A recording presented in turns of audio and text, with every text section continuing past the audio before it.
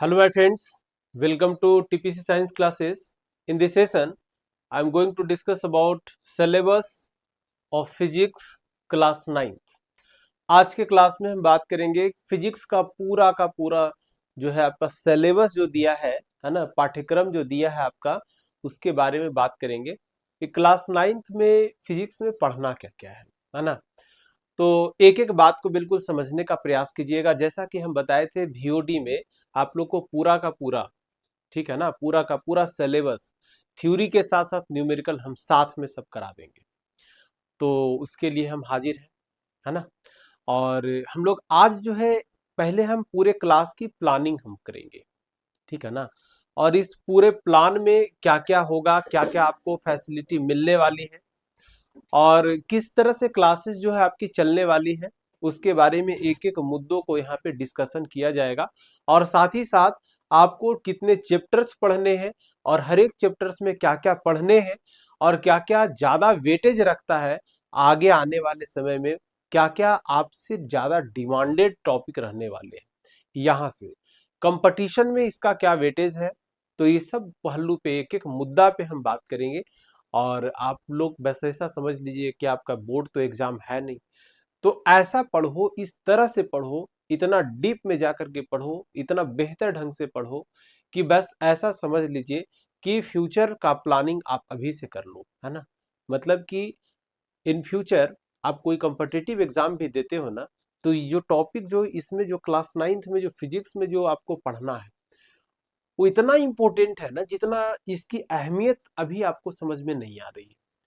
तो अहमियत तो नहीं समझ में आ रही, चलिए सही है, तो आपको अहमियत इसका हम समझाएंगे, है ना, कैसे करना है, क्या करना है। और सबसे बड़ी बात है कि हम अपने जो हमारे पास जो समय है, उस टाइम में हम लोग अपने पूरे सिलेबस को आराम से खत्म भी करेंगे, न्यूमेरिकल भी खत्म करेंगे, शॉर्ट क्वेश्चन के बारे में भी बताएंगे, लॉन्ग क्वेश्चन के बारे में भी बताएंगे, कैसे बनाया जाता है, कैसे उसका आंसर लिखा जाता है, किस टाइप के क्वेश्चन का आंसर किस तरह से हमको लिखना चाहिए, पूरे प्रोसेस के बारे में हम बात करेंगे, ठीक है ना। समझ में आ गया होगा। और ये पूरा बिहार बोर्ड के लिए हम स्पेशल ये आपका जो ये जो इंट्रोडक्शन दे रहे हैं, ये बिहार बोर्ड का सिलेबस होगा, उसी के बारे में बात करें। CBSE का अलग से हम बना देंगे। तो CBSE वाले स्टूडेंट पैनिक नहीं होना है आप लोग को, ठीक है ना। आप जहां भी हैं, जैसे भी हैं, आराम से बने रहिए, बस धीरे धीरे करके लेक्चर्स आपको मिलते चला जाएगा। समझ में आ गई बात। तो हम लोग चलिए पाठ्यक्रम के परिचय पे बात करते हैं, मतलब कि सिलेबस इंट्रोडक्शन पे बात कर लेते हैं, है ना। सबसे पहली बात, जितने भी क्लासेस आपके होंगे, उसका नोट्स जो आपका क्लास का PDF जो आपको रहे मिलेगा, वो कहाँ पर मिलेगा, वो PDF पूरा का पूरा आपको अवेलेबल हम करा रहे हैं। कहाँ? TPC साइंस क्लासेस, ये आपका टेलीग्राम चैनल है बाबू। तो टेलीग्राम चैनल पे जरूर से जरूर जुड़ने का प्रयास करेंगे आप, ठीक है ना। और अगर आप एक बार जुड़ जाते हो, तो सारा इंफॉर्मेशन हम वहीं पे देते रहते हैं। इसीलिए आप लोग से रिक्वेस्ट है कि आप लोग अगर हमसे पढ़ने का ठान लिए हो कि नहीं हम पढ़ेंगे, तो TPC साइंस क्लासेस से ही हमको पूरा करना है, क्योंकि पूरा करवाएंगे उसमें कोई संदेश सुबह नहीं रखना है, ठीक है ना। हाँ, तो ये मिलेगा कहाँ? तो ये TPC साइंस क्लासेस के टेलीग्राम चैनल को आपको ज्वाइन करना होगा, और वहां से पूरा का पूरा जो है आपका स्टडी प्लान हम समझा देंगे, ठीक है ना। चलिए अब हम आगे बढ़ते हैं, और आगे बढ़ते हुए हम सबसे पहले बात कर लेते हैं बिहार बोर्ड कक्षा 9वीं के बारे में। ये देखो प्रिंट जो है यहाँ पर गलत हो गया है थोड़ा सा, इसको ध्यान में रखना, ऐसा नहीं कि सब समझ लेना, ठीक है ना। ये जो है, ये कक्षा यहाँ पे, यहाँ कक्षा जो है 10 नहीं, कक्षा क्या होगा, कक्षा 9 होगा, ठीक है ना। विज्ञान का सिलेबस जो है, इसमें जो कुल आपको जो पढ़ने हैं चैप्टर्स, वो 5 चैप्टर आपको पढ़ाएंगे। कौन कौन सा? पहला आपको पढ़ना है गति, है ना। दूसरा पढ़ना है क्या? बल और गति के नियम। तीसरा पढ़ना है आपको गुरुत्वाकर्षण।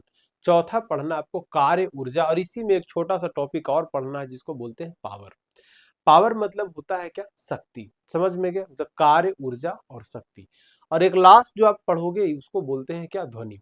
यानी कि 5 चैप्टर्स आपको दिखाई दे रहे होंगे बोर्ड पर, आप देख भी रहे होंगे।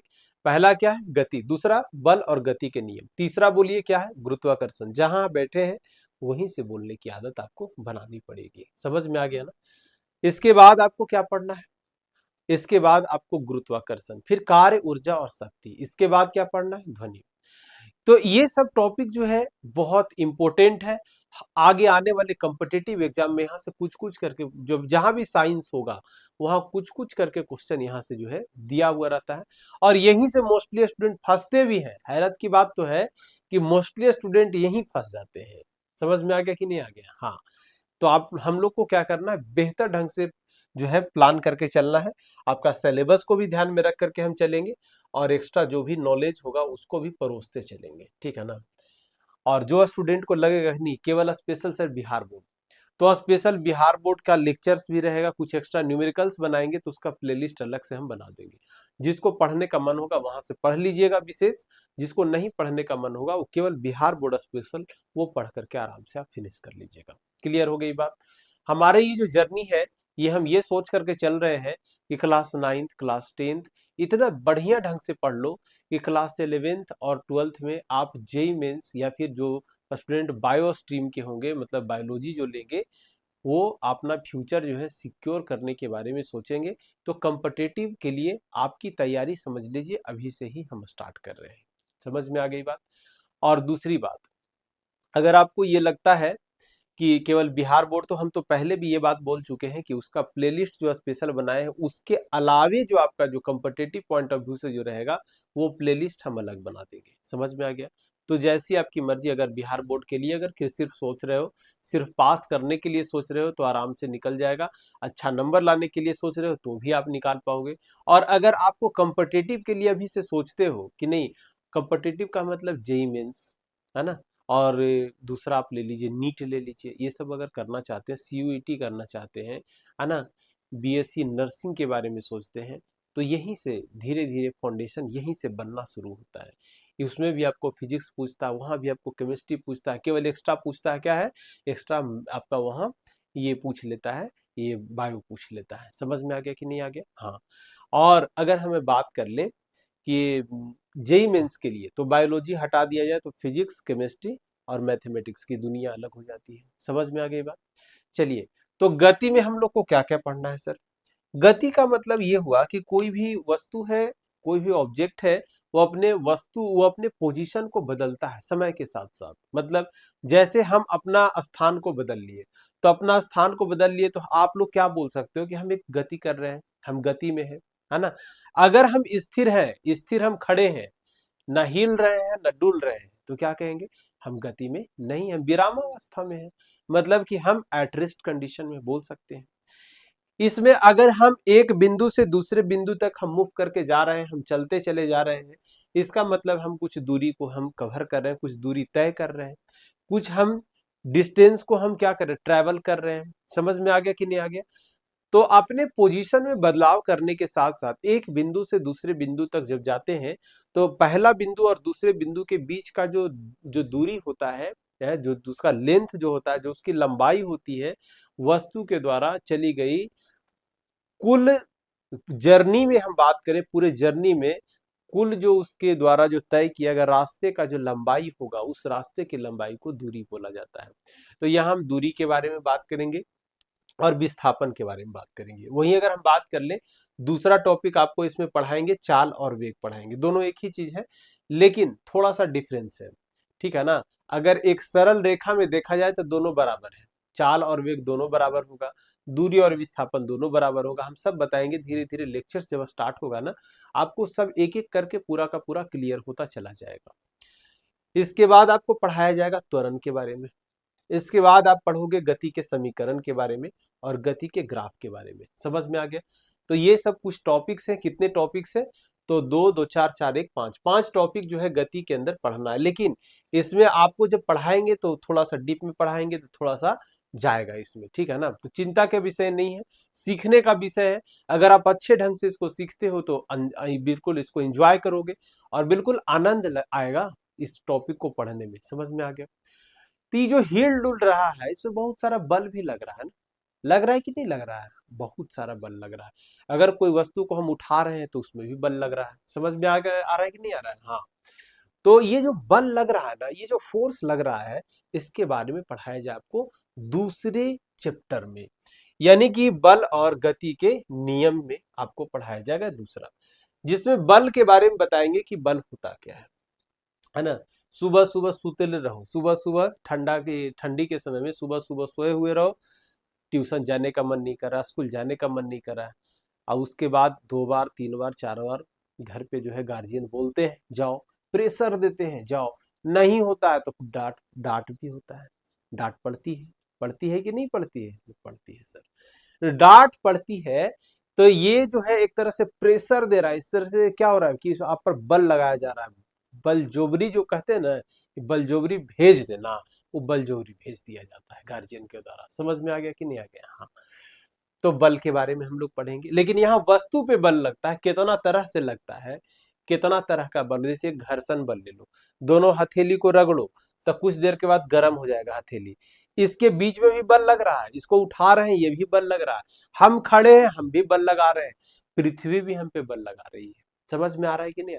आपके आसपास में जितने भी वस्तुएं हैं बल से घिरा हुआ है, तो बल के बारे में आपको पढ़ाया जाएगा, बल होता क्या है विशेष रूप से लेक्चर में समझ में आएगा। दूसरा बोलता है न्यूटन के गति के 3 नियम होते हैं, तीनों नियम को आपको पढ़ना है, पहला नियम, दूसरा नियम और तीसरा नियम, ठीक है ना? कहाँ कहाँ पे लगता है न्यूटन, देखिए इतना मेहनत करके गया ना, अब उसको लोग कोसता है, अभी के समय में लोग क्या बोल देता है, अरे न्यूटन पागल था, आपने तो खोज करके चल गया, बाकी सब छोड़ दिया हम लोग को पढ़ने के लिए। लेकिन ऐसा नहीं है बाबू, हम लोग की जिंदगी, हम लोग की लाइफ अगर आसान हुई है तो केवल और केवल वही सब साइंटिस्ट का देन है बाबू, ठीक है ना?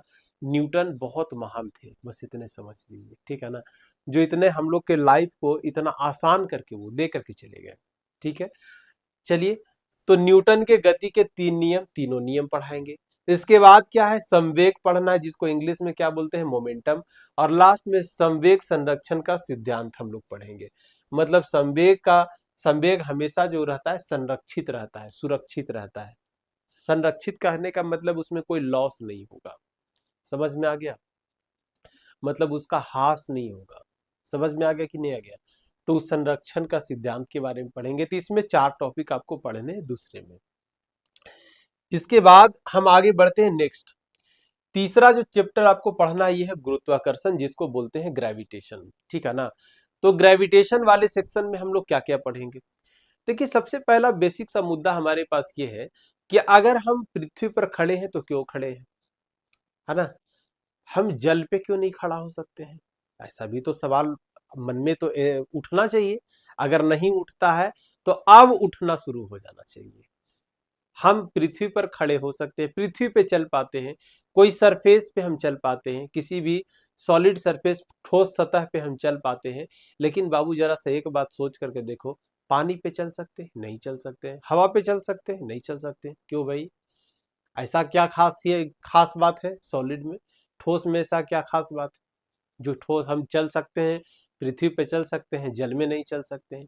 अच्छा, जल में जब आप जाते हो कई बार, तो ऐसा होता है कि आपको एहसास होता है, आप महसूस भी करते हो कि जैसे कि पानी के द्वारा भी हम पर बल लगता है ना? हल्का अपने आप को फील करते हो पानी के अंदर, नदी में चले जाओ, अपने आप कभी लगेगा ना कि आप पर बल लग रहा है। तो उसके द्वारा जो बल लगता है ना, फ्लूइड के द्वारा जो बल लगता है, उसको बोलते हैं क्या, उत्प्लावन बल। समझ में आ गया? जो कि इस चैप्टर में हम लोग पढ़ेंगे।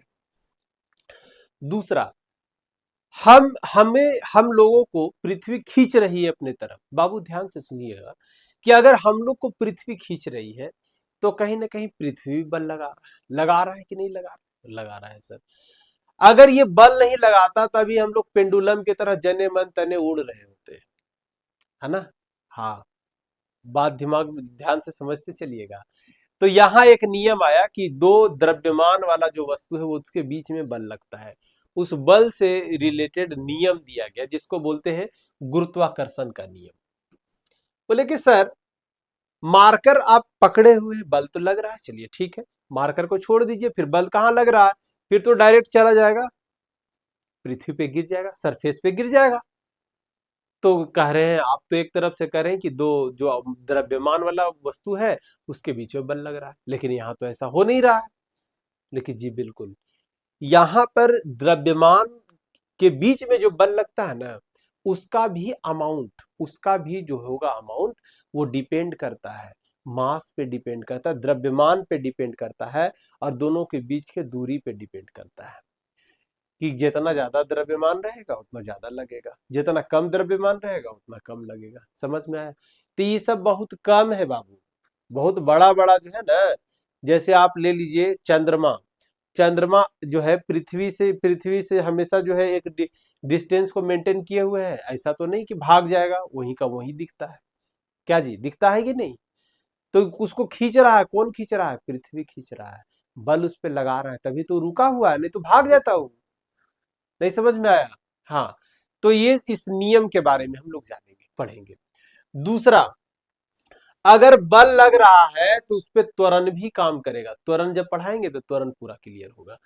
तो जो पृथ्वी, जो हमारा जो ग्रेविटी के द्वारा है ना, जो गुरुत्व के द्वारा जो जो त्वरण जो पैदा किया जाता है, जिससे खींचता है कोई भी ग्रेविटी, कोई भी गुरुत्व जिस खींचता है, जैसे पृथ्वी हम लोग को खींच रहा है, तो पृथ्वी क्या हो गया? एक तरह का जो बल लगा रहा है उसको क्या बोलेंगे? ग्रेविटी बोलेंगे।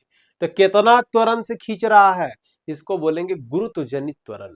तो इसके बारे में हम बात करेंगे। इसके बाद द्रव्यमान और भार में अंतर के को समझने का प्रयास करेंगे। द्रव्यमान और भार दोनों अलग अलग चीज है कि दोनों एक ही चीज है? अगर आपको लगता है एक ही चीज है तो कमेंट सेक्शन में जरा जवाब दीजिएगा। बाकी हम लेक्चर जब हम डिलीवर करेंगे, जब आपको पढ़ाएंगे, तो वहां तो हम क्लियर करेंगे। लेकिन अगर आपको लगता है कि दोनों में अंतर है तो भी आपको कमेंट करना है, और अगर लगता है कि दोनों अलग अलग है, दोनों सेम है, तो भी कमेंट करना। दोनों कंडीशन में बता दिए। इसके बाद मुक्त पतन। मुक्त पतन को बोलते हैं इंग्लिश में free falling condition of an object. कहने का मतलब क्या है, ध्यान से समझना। एक वस्तु को कोई बिल्डिंग के टॉप से लेकर छोड़ दो तो गिरेगा, नीचे आएगा कि नहीं आएगा? तो वो जब आएगा, छोड़ने के बाद जब नीचे आराम आराम से जब नीचे जब आएगा, तो वो उस कंडीशन को बोलते हैं क्या? मुक्त पतन। मुक्त पतन मतलब फ्री, मुक्त मतलब फ्री, और पतन मतलब फॉल करना, मतलब गिरना। मतलब मुक्त रूप से क्या हो रहा है? ऊपर से नीचे गिर रहा है। या एक बॉल को ऊपर के दिशा में थ्रो कर दो, ऊपर फेंक दो, तो ऊपर फेंकोगे तो ऊपर जाएगा। तो ये कंडीशन जो है, ये क्या है? फ्री फॉलिंग कंडीशन इसको बोलते हैं। समझ में आ गया कि नहीं आ गया? हाँ, तो इसके बारे में हम पढ़ेंगे। बायोन्सी के बारे में पढ़ाइए दिए, उत्प्लावन के बारे में बताइए दिए। फिर घनत्व और अपेक्षिक घनत्व के बारे में समझेंगे कि कौन सा वस्तु ज्यादा सघन है, कौन सा वस्तु कम सघन है, कौन सा वस्तु विरल बोलते हैं। समझ में आ गया? जैसे लिक्विड ले लो, क्या है? एक विरल ले सकते हैं। ठोस को क्या लेंगे? सघन ले सकते हैं। और जल और वायु के बीच में अगर कहें तो क्या कह सकते हैं? एक को जल को सघन बोलेंगे और वायु को क्या बोलेंगे? विरल बोलेंगे। तो कौन ज्यादा सघन है, इसको क्या करेंगे? अपेक्षा लेंगे ना, तुलना करेंगे ना। जब हम घनत्व को तुलना में हम लोग पढ़ते हैं, उसको बोलते हैं आपेक्षिक घनत्व। जैसे घर पे जाके देखो, घर पे क्या होता है? तुलना कर देता है गार्जियन की नहीं, कि मेरा लड़का आपके लड़का से ज्यादा तेज है। तुलना हो रहा है क्या? हो रहा है कि नहीं तुलना? तेज है कौन? मेरा लड़का। समझ में आ गया कि नहीं आ गया? हाँ, तो ऐसे ही घनत्व के बीच में भी, जब दो वस्तु के बीच के घनत्व को हम क्या करते हैं? तुलना करते हैं, तो वहां आता है आपेक्षिक घनत्व। आपेक्षिक घनत्व के बारे में हम पढ़ाई करेंगे। समझ में आ गया कि नहीं आ गया? चलिए, इसके बाद हम आगे बढ़ते हैं, और हमारे पास नेक्स्ट है चौथा इसका, मतलब कार्य, ऊर्जा और शक्ति। कार्य और ऊर्जा और शक्ति के बारे में पढ़ेंगे, जिसमें कार्य के बारे में, ऊर्जा के बारे में, ऊर्जा के प्रकार के बारे में। ये दोनों प्रकार है, गतिज ऊर्जा, स्थितिज ऊर्जा। ये सब क्या है? प्रकार है बाबू। इसके बारे में पढ़ेंगे, टाइप से यानी बोल सकते हैं। ऊर्जा के संरक्षण के सिद्धांत के बारे में पढ़ेंगे, और शक्ति के बारे में पढ़ेंगे। ये बहुत इंपॉर्टेंट है, यहाँ समझो ना, भर भर के क्वेश्चन कंपटीशन में पूछा जाता है, ठीक है ना। और यहाँ ये आपका एग्जाम जो भी होने वाला है, जो भी आपका एग्जाम 9th क्लास में होगा, जहां भी आप पढ़ रहे हो, वहां तो इससे क्वेश्चन तो आना ही है, भर भर के क्वेश्चन आता है, ठीक है ना। बहुत इंपॉर्टेंट है। इसके बाद चलिए आगे बढ़ते हैं। नेक्स्ट जो आपको पढ़ना है वो है पढ़ना ध्वनि। क्या पढ़ना है? ध्वनि, जिसको क्या बोलते हैं? साउंड। हम जो बात बोल रहे हैं, ये जो निकल रहा आवाज, इसको क्या बोल रहे हैं? साउंड। घर पे नटखटिया बच्चा ले लो, थाली पीट ले धर के, प्लेट पीट ले धर के, है ना, गिलास पटक रहा है, उससे जो आवाज निकल रहा है वो क्या है? ध्वनि। समझ में आ रहा है कि नहीं आ रहा है? तो कहता है कि आवाज को कैसे उत्पन्न किया जाए, ध्वनि को कैसे हम उत्पन्न कर सकते हैं, है ना। ध्वनि कैसे जाता है एक जगह से दूसरी जगह तक, स्थानांतरण कैसे होता है, जिसको संचरण बोलते हैं। तो पहला क्या, उसको उत्पादन कैसे बन रहा है, कैसे प्रोड्यूस हो रहा है, कैसे वो बन रहा है, समझ में आ रहा है, कैसे उत्पन्न हो रहा है, उसके बारे में पढ़ाएंगे। उसके बाद ध्वनि कैसे एक जगह से दूसरे जगह तक जा रहा है, ध्वनि का संचरण के बारे में पढ़ेंगे। इसके बाद ध्वनि तरंग के कोची कोची गुण होता है, सब गुण लिखल है बाबू। पहला क्या, आवृत्ति, दूसरा तरंग दैर्घ्य, तीसरा आयाम, और क्या पढ़ेंगे, ध्वनि का चाल। ये तीनों को तुम लोग को पढ़ना है, इसका गुण, आवृत्ति, तरंग दैर्घ्य और आयाम। और ये है जो है इसी का जो है समझिए, इसी में बहुत इंपॉर्टेंट है इको, और एक है मानव कान की संरचना, मतलब ह्यूमन ईयर का क्या स्ट्रक्चर के बारे में बात करेंगे। तो यही आपका 5 यूनिट है, और पांचों यूनिट को बेहतरीन ढंग से हम पढ़ाने का दावा, हम जिम्मेवारी अपने कंधों पर ले लिए हैं। तो जो भी बिहार बोर्ड के स्टूडेंट है, बिल्कुल अब विलंब मत कीजिए, अब बस कनेक्ट हो जाइए टीपीसी साइंस क्लासेस से। आपको यहाँ से जो व्यवस्था मिलेगा, एक नंबर व्यवस्था मिलेगा। ऐसा नहीं कि यूट्यूब पे पढ़ा रहे हैं तो ऐसा नहीं है कि मतलब फ्री का चंदन भर ली लाल वाला, नहीं कहानी नहीं। आपको जो मिलेगा कंटेंट पेड कोर्स वाला हम दे रहे हैं, ठीक है ना। ये आप लोग सौभाग्यशाली समझो, अपने आप को बहुत भाग्यशाली समझिए कि पेड कोर्स का कंटेंट आपको मिल रहा है। समझ में आ गया। आगे आने वाले समय में हो सकता है कि टीपीसी साइंस क्लासेस के का जो भी कोर्स होगा वो पेड कोर्स में मिले। तो ये आप लोग बहुत भाग्यशाली हो जो आप लोग को ये अवसर, ये जो है आप लोग को मिल रहा है कि आप लोग को पढ़ाया जा रहा है फ्री ऑफ कॉस्ट।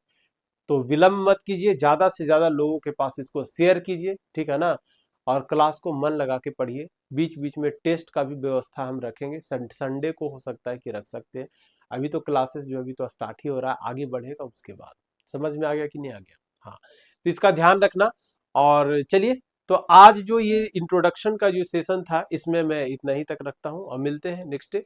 तब तक आप लोग अपना ध्यान रखेंगे और बने रहेंगे टीपीसी साइंस क्लासेस के साथ। Thank you everyone.